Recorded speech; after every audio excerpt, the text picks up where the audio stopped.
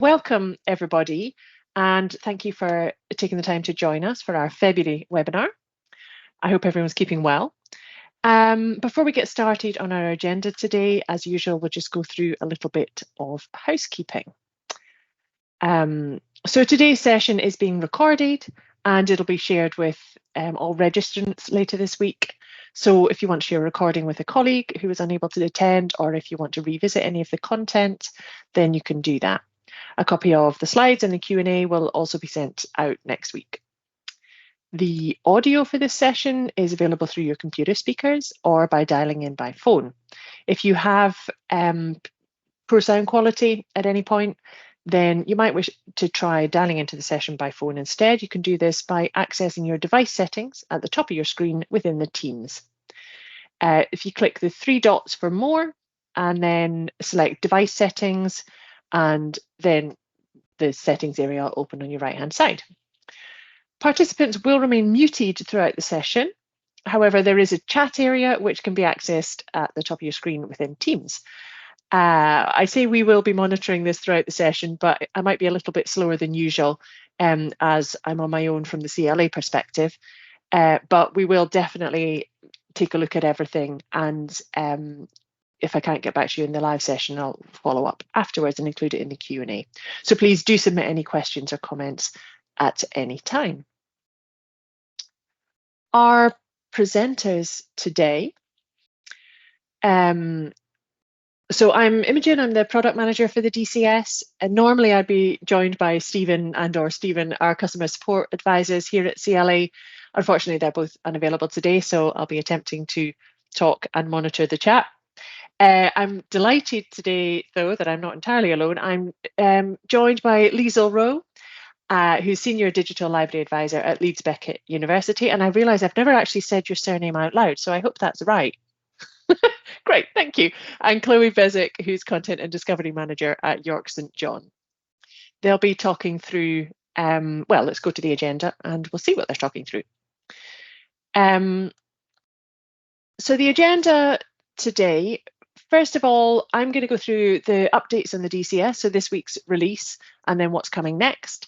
And then Chloe and Liesl are going to talk about PDF accessibility, so why and how they do what they do when it comes to processing PDFs for the DCS. And then, as always, there'll be time for any questions. Do feel free to put them in the chat as we go along. If we are able, we'll pick them up as we go. Otherwise, we'll come to them in the Q&A at the end. Okay. So first up, DCS updates. We did have our release this week. So firstly, I have to apologise for the glitch related to one of the security fixes. There was a bug with one of the security tickets that affected the links going out to the Cortex reader.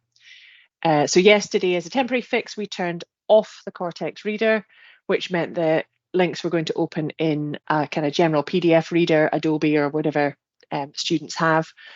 By the end of the day, they'd found the issue, fixed the issue, and it was released again last night. So I've reached out to anybody who had reported the issue yesterday just to check things are working okay today. So it should be working okay today. If by any chance you're still experiencing issues, please do let me know. But I believe that we're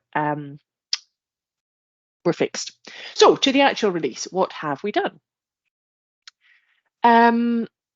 We've added filters to the column in the completed requests table. This is one of the big kind of customer facing changes.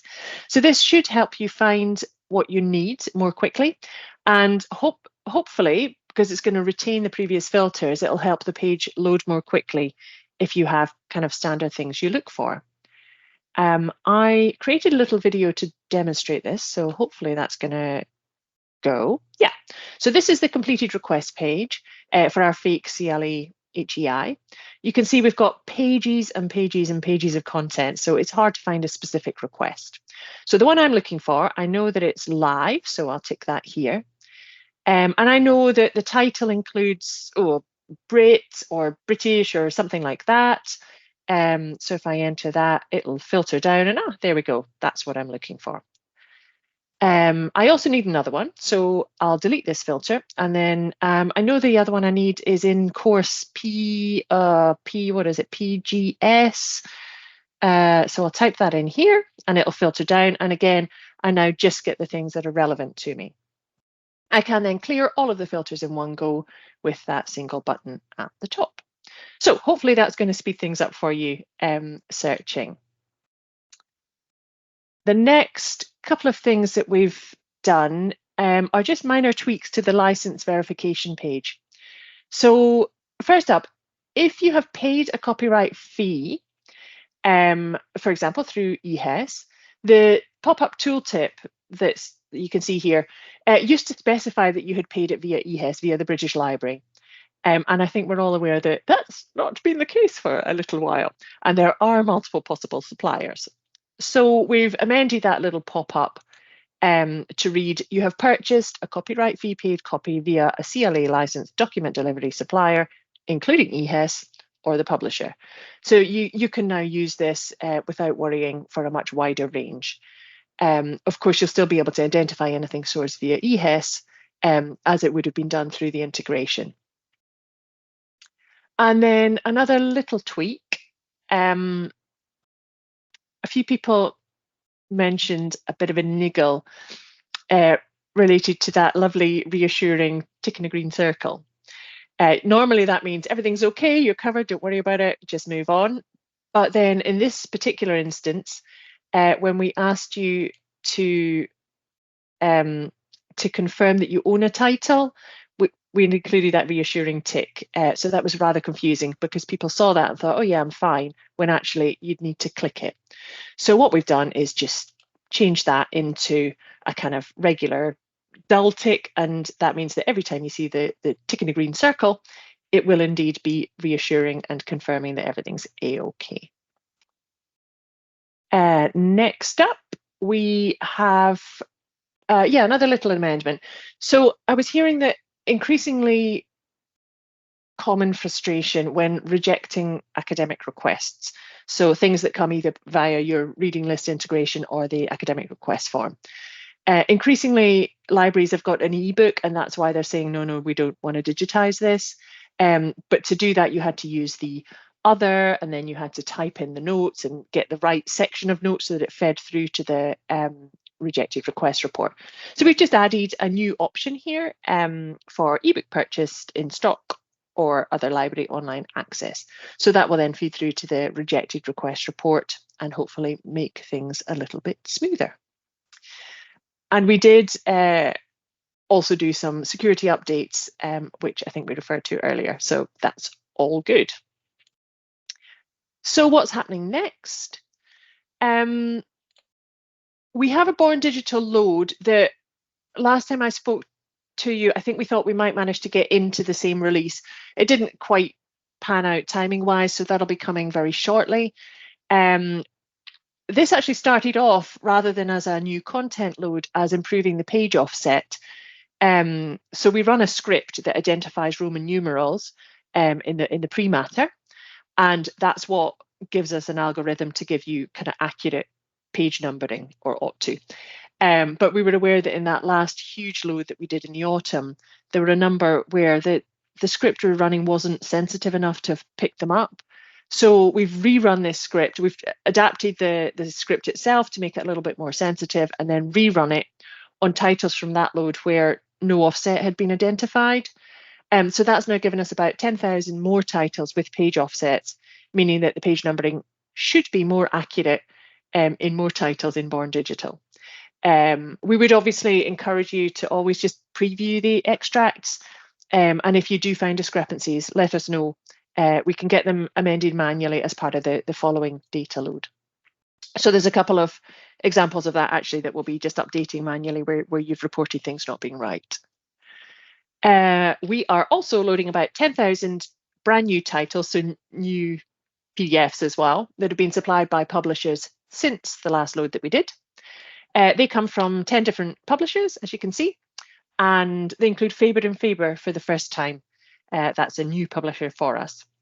This new load, as I say, we'd initially hoped that we'd fit it with this latest release, but hopefully it'll take place next week. Exact date TBC. We'll be in touch via In Touch as soon as we have a precise date. And then after that, the next kind of development that we're working on will include completed request page filter. So very similar to the thing I showed you that's gone live now in the completed, we're going to be adding that to the active requests table. So exactly the same principle, really. I don't have an exact date. We're aiming for before the end of March, but it rather depends on a couple of other things. So we'll keep you updated on timing. Okay, so that is the update on all things DCS for now. So on to our next agenda item. I am going to hand over to Chloe and Liesl. I think, Chloe, you're going to talk to us first. Great. Yeah, I'm going to try and go first. Let's see if sharing my screen. I've had a few tech issues already this morning, so let's see if I can get We can see you, we can hear you, so it's a good start. There we go. And I'm hoping, there we go, let's get into presenter mode. Perfect. Everything's looking okay at mine, but I can't see any of you now, so someone will have to jump in if anything goes wrong. But yes, hi everyone, I'm Chloe Bezick. I'm the Content Discovery Manager at York St John University, and following on with a few discussions with people, including Imogen, I said yes, I would come along today and talk about PDF accessibility and what we do at York St John University. So, for those who don't know us, at York St John University, our name gives it away. We are based in York. We were founded in 1841. We are primarily a teaching and learning university, but we do have a growing research environment. We offer over 100 courses in 39 subject areas. So in terms of our scans, we can get requests for pretty much anything. We have over 10,000 students, 11,000 actually now, 7,000 undergraduates, 4,000 postgraduates. And we do have 2 campuses, so we are primarily based in York, but we do have a growing London campus. A bit of background to Library and Learning Services. And now the next 2 slides, just to warn everyone, are background, but as part of this presentation, they are really important for the context in terms of what we do at Accessibility at York St John University, how we've developed our service the way we have, and why we do things the way we do. So as I said, we are primarily based at our York campus, but we do service both our York and London campus. What's happened? I said there'd be some tech issues, everyone, sorry about this. Okay, let's try that again. There we go, we're back. We have 3 main service areas. We have our academic services team, our customer services team, and our scholarly communications content and discovery team, where I sit. In terms of our collections, we have over 185,000 physical items, but our e-collection, our digital collections, are much larger, over 775,000 ebooks. Again, the reason I'm raising this in terms of background and context is when it comes to purchasing our electronic information resources, we do consider accessibility as part of our procurement policies. For example, when we're buying ebooks, we do look for DRM-free ebook licenses. That is our preference. That is what we would go to first. In terms of our scanning services, again, for context, we do have 2 scanning services at York St John University. We have our accessibility service, document scanning, which sits with our customer services team. So that is for our users who are registered with our accessibility support service. As the digital scanning service, which is the reading list scanning service, sits with me and my team in content and discovery. So just keep in the background that we do have those 2 services. With that in mind, that then leads on to accessibility at York St John University. The thing, I think we'll all be aware of it in this webinar, so I won't go over it too much, but we do obviously all aware of the public sector bodies, Accessibility Regulations 2018. The way our university kind of interpreted and worked on the guidance is that there was a university working group, but it looked primarily at Moodle and the university website. In terms of any of the accessibility that falls under the regulations, that was devolved down to services. So in Library and Learning Services, we interpret those regulations alongside our duties in the Equality Act. It is really important to us that we do consider accessibility at every point and in every service. at York St John, in terms of our student demographic, 27% of our total undergraduate level have declared a disability with us. This includes all disability categories. We actually know and we think that that figure percentage will be higher because disability as a status is commonly underreported.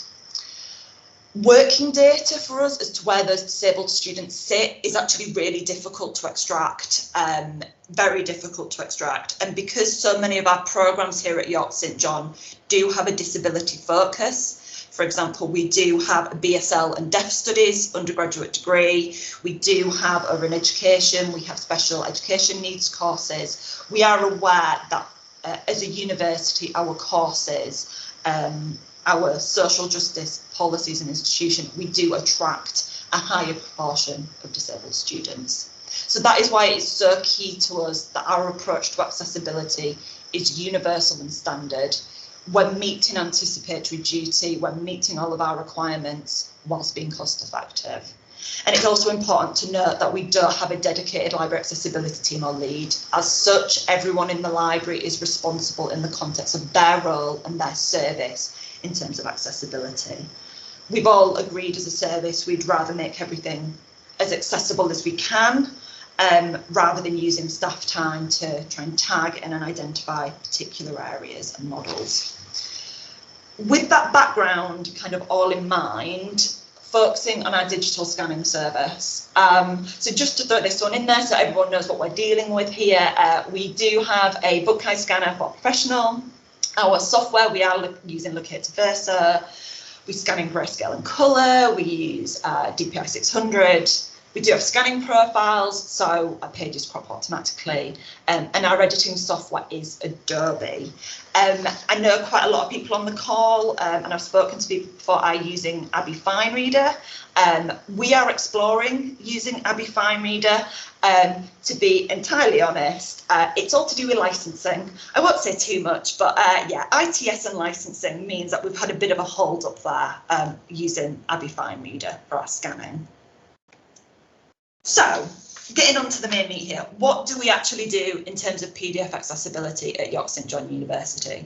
Like we said, we're using Adobe to edit our PDFs, so we focus on 4 main areas.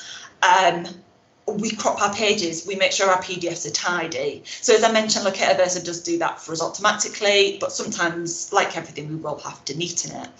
Like a lot of you, we are OCRing our texts.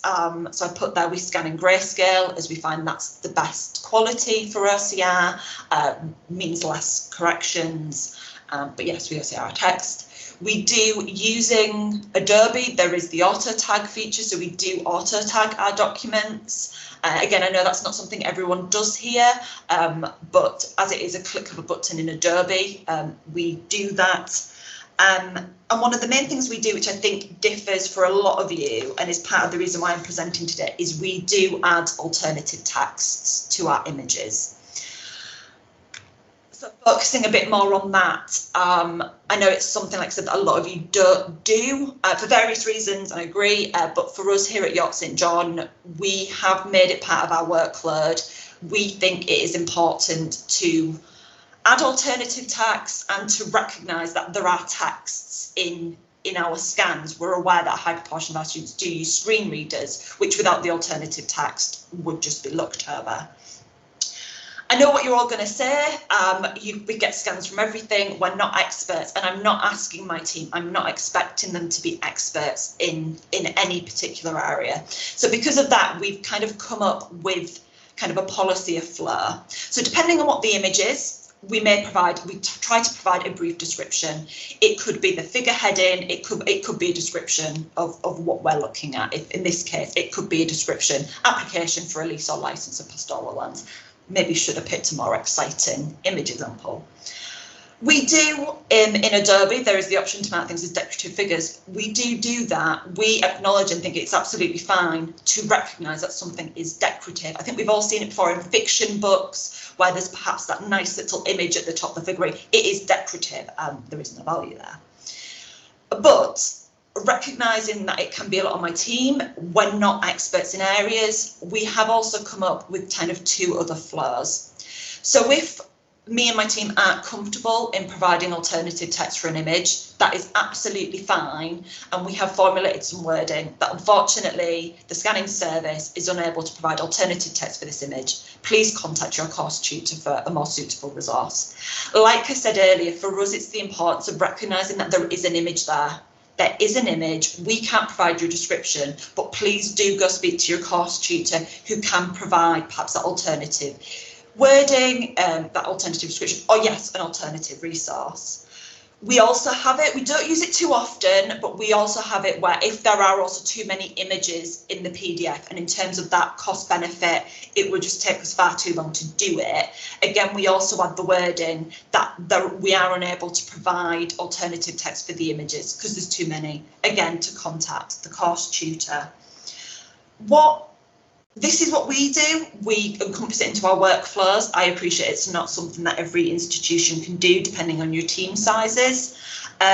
What was interesting when I was preparing for this presentation and kind of reflecting on what we do, I did realise we've got an error in there. We do put the York St John University digital scanning team can't provide this image, which, thinking about it, does mean that for any of you who do want to use our scans, that's not great. So I am going to feed it back to my team and actually my manager and just see if we can remove that, piece about York St John University. I know, again, we all call our team something different, but if we just use the standard of digital scanning service, it would be more applicable to all of us.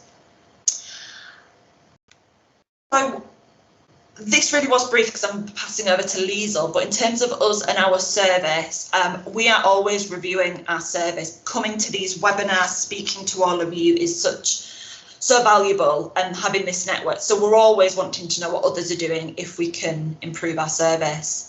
Like I said, we are exploring. Abby Fine Reader, I'm hoping to hear something positive soon about licenses and get that issue resolved. But as I said, we do have two scanning services. So what we will be looking at some point as well is if we can do any further alignment of what our accessibility scanning service is doing compared to the digital scanning service, and bring our workloads in line with each other and support each other more. I'm aware that was very much a whistle-stop tour at York St John. I'm going to stop sharing. And if I pass back over to you, Liesl? Yep, that works great. I will just get my screen shared now. Should be working. There we go. Awesome. What I'm going to do, if it's all right with folks, I'm going to go off camera because I've got my screen over there. And just very similar to Chloe, we're going to do a bit of a whistle-stop tour through how we do things at Leeds Beckett. When Chloe and I were preparing this, that we found a lot of sort of commonalities, but there are quite a few differences as well. So you'll probably see a lot of the same themes being echoed. So to do the sort of initial introductions, my name's Liesl, and I won't go through sort of my big long job title, but basically I'm the copyright representative at Leeds Beckett, that's one of the reasons why digitisation sits with myself. Just because so much of what we're doing does concern licensing and what we're allowed to do. So the background. Leeds Beckett are quite similar to York St John in that we were formerly Leeds Metropolitan University. We are an ex-polytechnic, and we've got over 24,000 students and 9 different schools. We are split over 2 campuses as well, although both our campuses are in Leeds. We've got one in city centre and we've got one up in Headingley, which is about half an hour between the 2 sites. Digitisation as a whole, we technically sit in the Technologies for Learning team, and we've got 3 team members, but we work in collaboration with a lot of different teams. So we talk quite a bit with our accessibility team. Basically, whenever something needs digitising, they will say, hey, digitisation, we've got something, it's just a chapter or it's just a journal article. It's way more cost effective for you to do it. Can you source it? Or we've got a print book that is really useful, but we're just not getting the maximum use out of it. Digitisation, can you please upload it? So that's very much our workflow. And we also work quite closely with the library disability support team. And we've got 2 full-time equivalent staff. So we've got 3 team members, but 2 part-time. and they sit in library services and operations, but they work quite closely with us. So copyright and acquisitions very much part of this process for requesting accessible books. And the reason why we've sort of changed up things a little bit lately is we had a bit of an opportunity for a fresh start. So I've mentioned there were 3 of us as staff in digitisation. 2 of the 3 posts came up. So last summer around June, that was when the copyright position became vacant, which led to myself joining Leeds Beckett. And then we had another staff member join as one of the other posts in August. And it meant that it was a really good opportunity for reviewing our systems, because if we wanted to change around systems, best to do it when you've got new people in post and you can train us on the new systems rather than teaching us old ones and then swapping over and leading to confusion. And this had kind of been on the agenda for a while. I want to say even sort of mid-lockdowns 2021 era. We'd previously been using Adobe Wizard for just very basic OCR, and there were myriad issues. It was almost faulty to the degree of there was a different issue every time, that it wasn't just this is the one issue we're running into, here's how to fix it. There were just lots of discrepancies, and there wasn't an easy way to amend the PDF as well. So that was sort of a cause of some frustration. That really needed fixing up. We just weren't producing quality results for the time we're putting in. We're also very motivated by the introduction of the Public Sector Bodies Act, just because we want to make sure that we're in compliance with that across all of our websites, and our digitisation resources we didn't feel were quite there.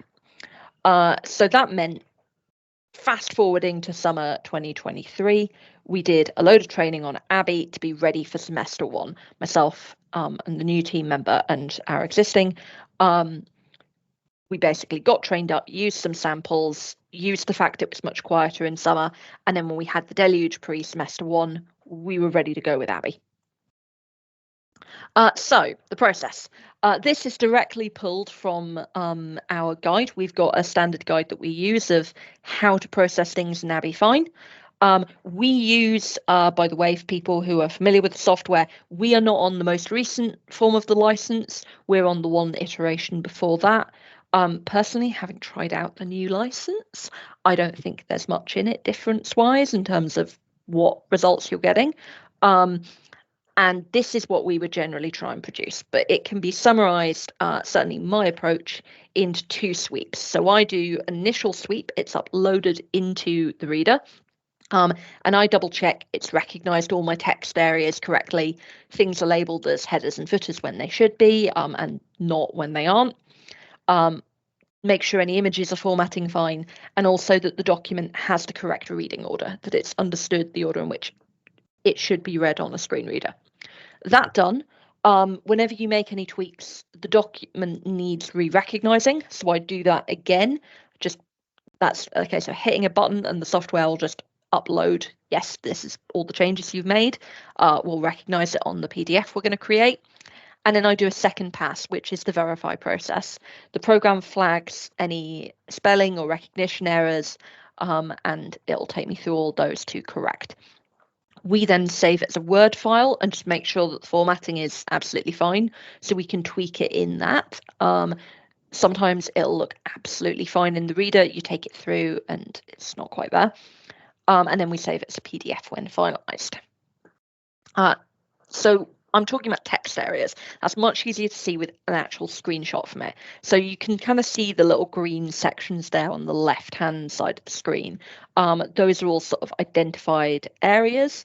The left-hand side is the scan.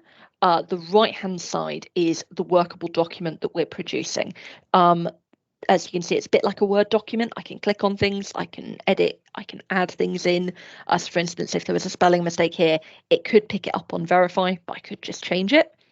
And you've got all these various tools at the top as well for moving around your different text boxes. I'll show up one a little bit more up close. So at the top, that area where we've got the chapter heading and the page number, I would put that as a header, just so the screen reader is not going to recognize it as text, because otherwise every time it hits a new page, it's going to read that out. And I've also got my areas as well here that I'll just make sure it's reading that in the correct order. Now, obviously, these are all features which are better for screen readers, better for reading aloud functionality. We do all this as standard. We very much have the policy of, if we do it for every document, it means we're never having to go back in and tweak things for documents where they're on accessibility lists. We can just relink it. So all this is done as standard, with the idea that then anyone can get the benefits of the screen reader, of the text being in good condition, etc. We're still relatively new in this process. We've not quite hit a year. And so we're still seeing how it pans out, but coming out of it, I would say there has been a significant change in workload. Using Adobe was sort of a 5-minute check. Obviously not a very accurate one that we weren't very happy with, but it was 5 minutes. We're now at the level of it's about an hour per document. Can be a bit longer if you get something unusual. Foreign language books, and also anything that has got scientific notation, can often take quite a bit longer. That being said, we've seen a significant quality improvement. We're not getting any of those weird little issues.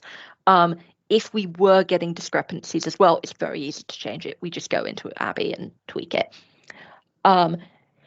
It has been a bit of a learning process in terms of that time and workload increase.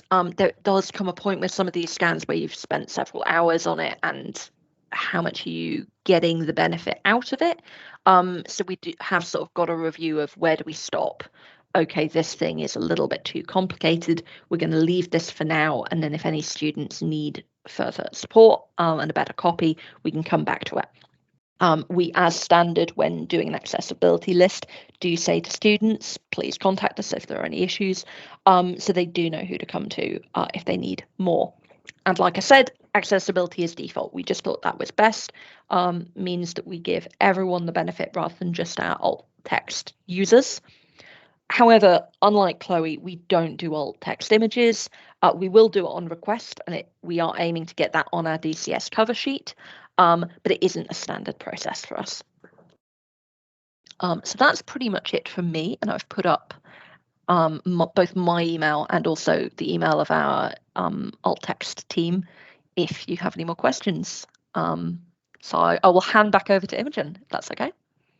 That is wonderful. Thank you both very much. And given the nature of a webinar, actually, if you both wanted to put, Chloe, I can't remember if you had yours on your thing, but if you're happy to put your contact details perhaps in the chat, then it would be easier for people to scoop them up. Right, we have had questions, so let's go through them. Chloe's been answering as you go, but for the benefit of anyone who hadn't spotted it. So the first question from Kevin to Chloe was around whether you were talking purely about the scans, the chapter scans, or also about the full accessibility books, and you'd confirmed that it was the scans. So that is fine. And then a follow-up was, well, no, actually, I think that's to everyone, so we'll come back to that. Do you do all of the reading list chapters in-house? Do you do all of your scanning in-house? But you've answered that, Chloe. So you have said, yeah, well, you can. Yeah, so to jump in while Liesel's just having a think. Yeah, so we do crowdsource from the DCS where we can, but we would download to check the quality of that scan, check any accessibility, and then, yeah, it really depends on the quality. If editing is necessary, that's absolutely fine. But again, if we thought too much work would be required, no disrespect to anyone on the call, we've all got those old scans. Yeah, we would look to scanning again in-house. Great. Yeah, very similar with us. When things are not in-house, we've been obviously, prior to the hack, getting a lot from the British Library. We were actually hitting a point with the British Library where, again, it's those really old scans, and we know that we do have a very thorough process. So we've been looking at basically ways that we can download scans we get from elsewhere and put it through our process, which is what we've been doing with the scans we've been sourcing from other suppliers. Yeah, and just to say that you might find that with So the British Library, for example, we've had a conversation with them recently about the settings, I suppose, that they use to scan.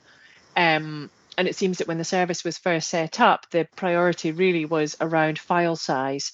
And so they were scanning for smaller file size, which means that things perhaps aren't as deeply OCR'd as they could be.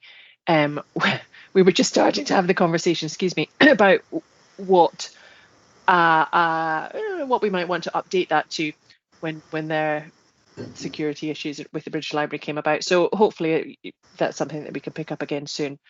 And you know, the same goes for the Born Digital, actually, is that we rely on things that publishers give us.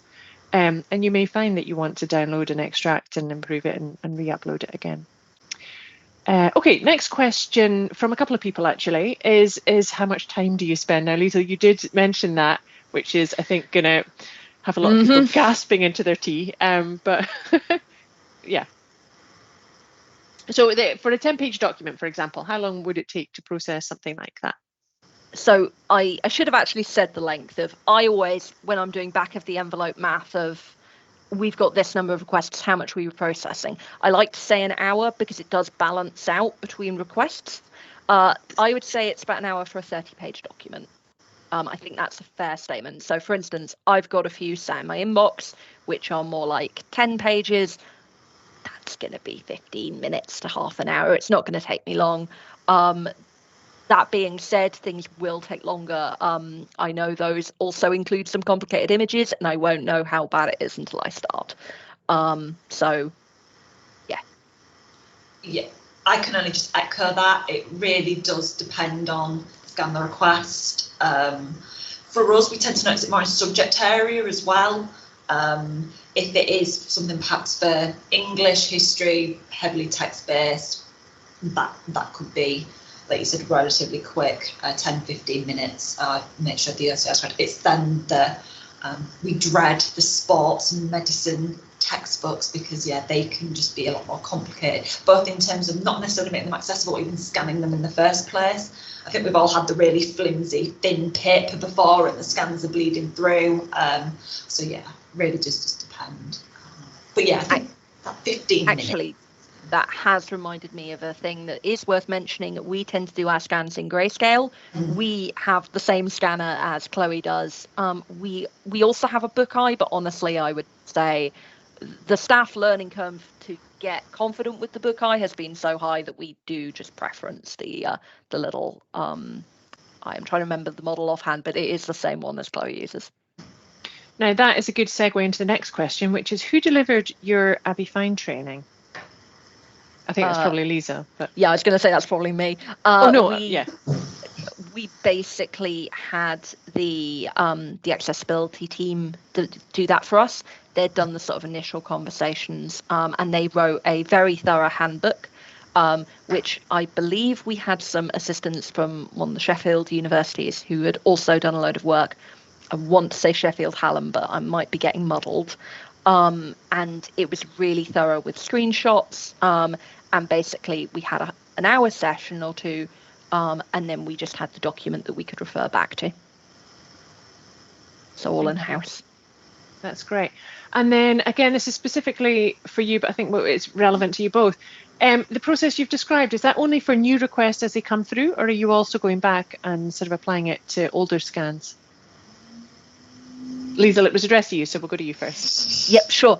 We're at the moment just doing new requests, mainly because the workload would be incredibly high. That being said, whenever we're in a process of reactivating a request, anything where we're going back in and looking at an old request, and it looks like it's a dodgy old scan, we're going to redo it. We just haven't, basically we decided it wasn't quite worth the workload of going back through our entire library. You're nodding, same. I'm echoing that again. It is something that part of our kind of service review, again, we'd consider, I'm sure Liesl again will do the same, but yeah, just in terms of that workload, yeah, we are prioritising the new requests, or yeah, if something is then being requested again, we'll look at that then. Great, thank you. Okay, question from Matt. Do you clean OCR accessible eyes scans for both individual users and reading list requests? I think that was, well, yeah, I think we'll just reiterate that. Yeah, so I guess, like I said at York St John, we've got 2 scanning services. So my team just do the scans for reading lists at the minute. As our accessibility service scanning team would do that for individual users. I suppose the question, Chloe, both of you actually, is it a similar process or do they have a different? We do the exact same. Okay. It's just standard, which means that whenever we have an old reading list and then we get a user pop up, so I'm in the middle of processing some alt format lists, we just relink it. It's absolutely fine. Yeah. And Chloe? I mean, for us, it can be. That then depends on the user. The accessibility service does speak to the user a lot more about their needs, about their requirements. So it could be that they do the exact same as us, or they might go a step further and they might look at different formats. So they might be sharing, rather than using PDFs, they might be using Word documents, for example. So the user has a lot more kind of freedom to change the fonts themselves, change colours. It does depend on that individual user. So yes, but more. It depends is Depends. Pretty much the answer to every question ever. Yes. Okay. Thank you. And then follow up, just to confirm, I think you said that you'd be happy to share your slides and then we'll circulate them with, yeah, super. Thank you. So they'll come out with the rest of the stuff we circulate from today's session. Now, how many new scans are you creating in your instance of the DCS every year? Do you know? I have just been rummaging, so I can do that while you rummage if that you want, Chloe. Lisa's putting me to shame. I've not been rummaging. I'm so sorry. That's where I'd be looking to kind of image the reports I can pull off. So no, sorry. I think that's Kevin, isn't it? Yes, sorry. I'm slacking. I don't know. Sorry, but yeah, I could find out there. I could find out. In my defense, I was literally putting this together the other day for an internal meeting because we've been looking at our level of digitization usage. So I don't know sort of up to the present day, but we did a review at the end of semester 1 and we had 95 digitization requests across the service since the beginning of the year. So not masses, but it's not sort of small potatoes either. And I would say the bulk of those came in end of August, beginning of September. We're very much in dribs and drabs later on. So it's all in one go, where our 3 staff members just all turned to doing that. And sort of general numbers, we have going on 6,000 in use across the university. So we're adding every year, but that's the big number. Thank you. And Chloe, will I mean, I don't know, maybe you could bung it in as an extra slide if you ever find out, if you're willing to. I mean, yeah. It's, okay. This is maybe more for me, but if anybody knows, do is there a report that can be pulled off the DCS to show which scans an institution links to that haven't been OCR checked? Oh, that is in the HEI report actually. So yeah, one of the columns is OCR in the HEI report, so you could just apply a filter there, or use pivot tables to pull it out. Yeah, you could do that.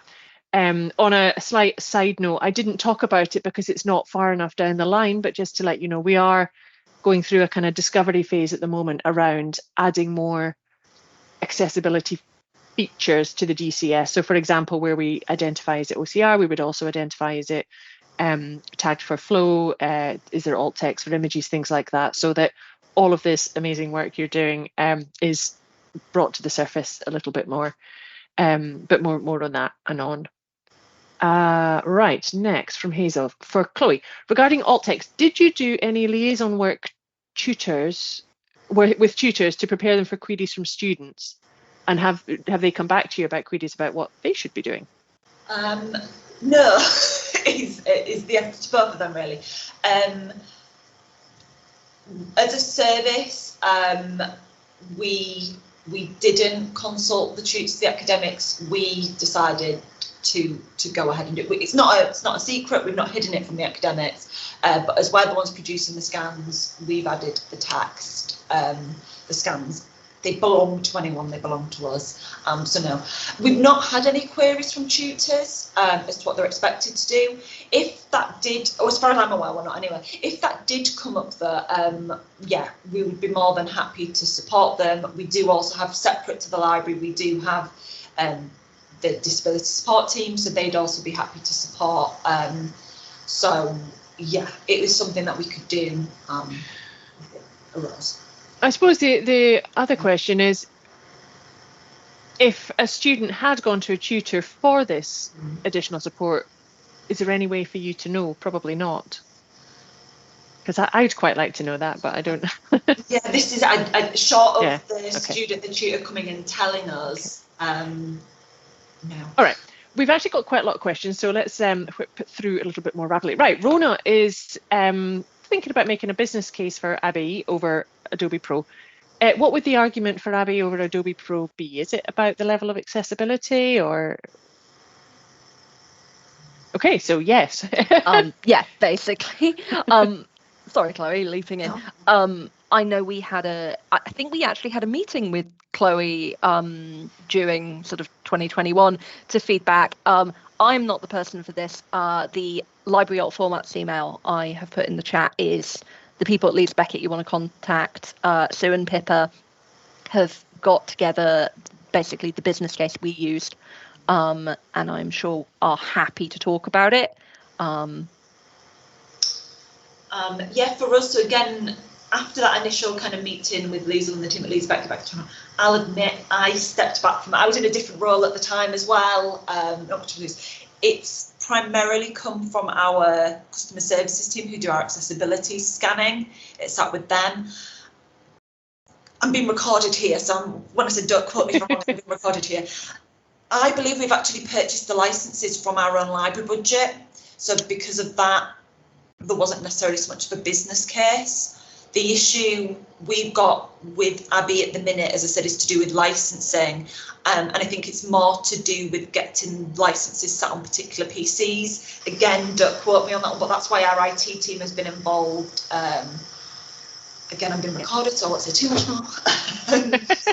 Yeah. Yes. Okay, super. Thank you.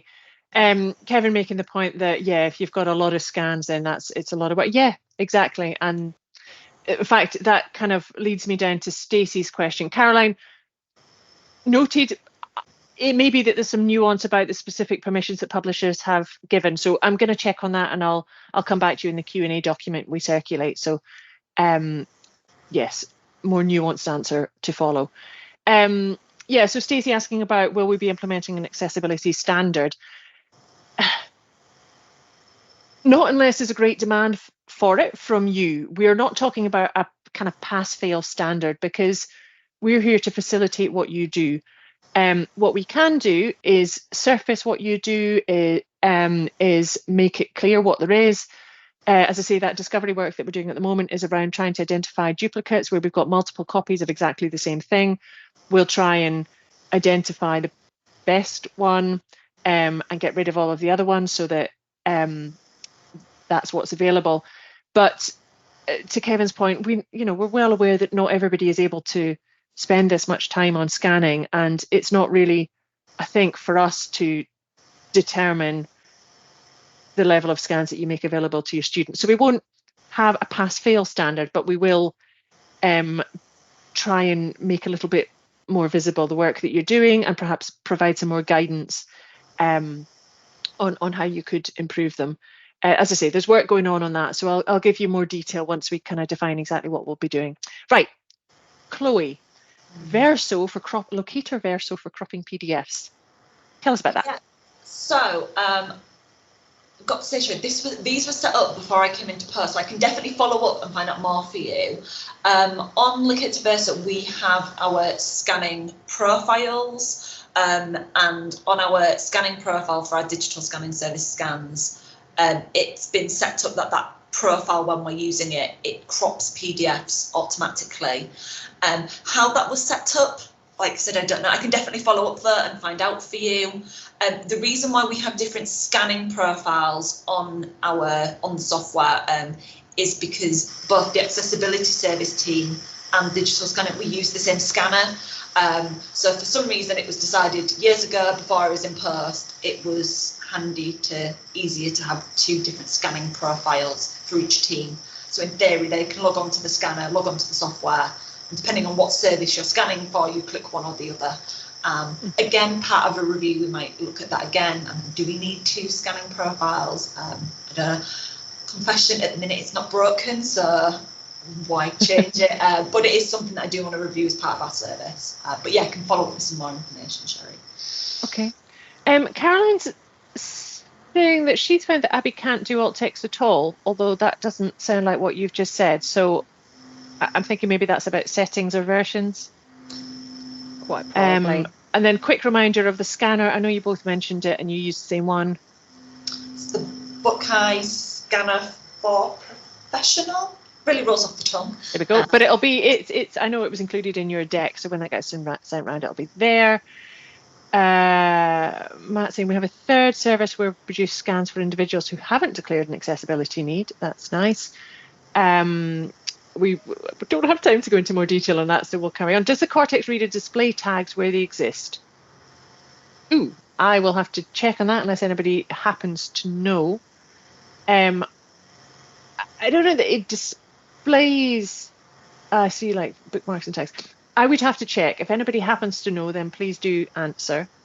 Otherwise, we'll try and include that in the Q&A.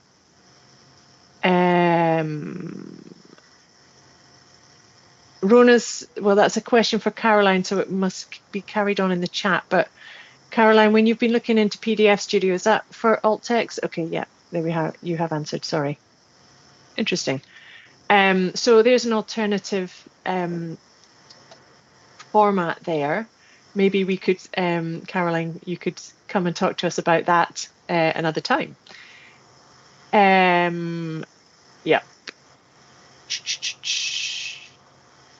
Yeah. Alt text, reflow, extra workload. Yeah, how do you manage the workload? Do you well, I think we've established that yes, you have the dedicated digitization teams. Andrea, I noticed that you'd been having to drop in and out, so perhaps you missed that. But yeah.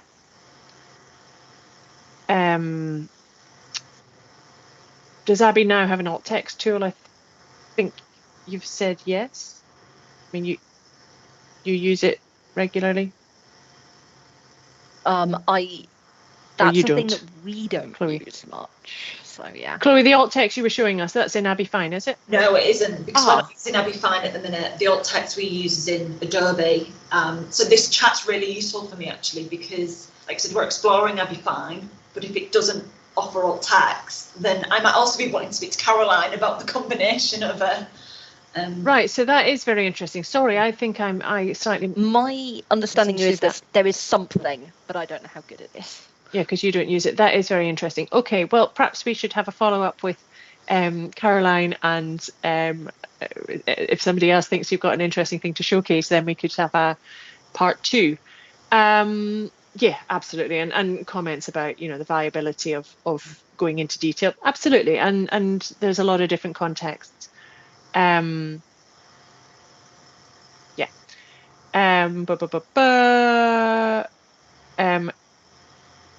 Caroline, yes, maybe you can come and talk to us about that as well. Although, yeah, just to note that Caroline is posting a link to a talk comparing Abby and Adobe. Yeah, sorry, I'm just trying to scan for questions as opposed to the very useful chat that's happening.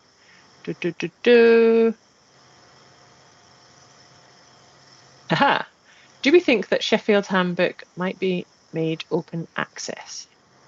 I won't speak for Sheffield, but I can definitely ask about the Leeds Beckett one that we've got, because I believe we looked at what someone else had done and then we mostly did it from scratch. But I will inquire. And I suppose I have a question for you, which is, would it be helpful if well, I mean, I'm not sure that we could do a handbook, but would it be helpful if we did a kind of CLA version of this is how you can do things? I'm not sure how feasible it is, but it's a question anyway.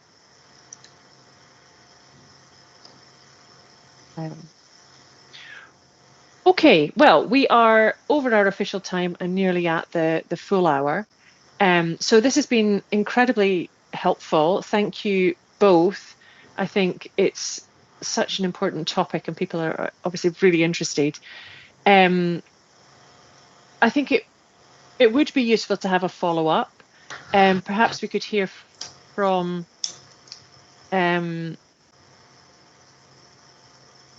Caroline, and I'll maybe contact you, Caroline, and we'll see whether it makes sense to do a follow-up here or simply direct people to the session that you've done before. Otherwise, thank you very, very much. We'll be back in March. What are we talking about in March? We're very much hoping that we'll have an update on the new license agreement and a couple of other things. So thank you very, very much. Massive thank you to Liesl and to Chloe. Thank you. And we'll see you next time. Thanks very much, folks. Bye. Bye. Thank you. Bye.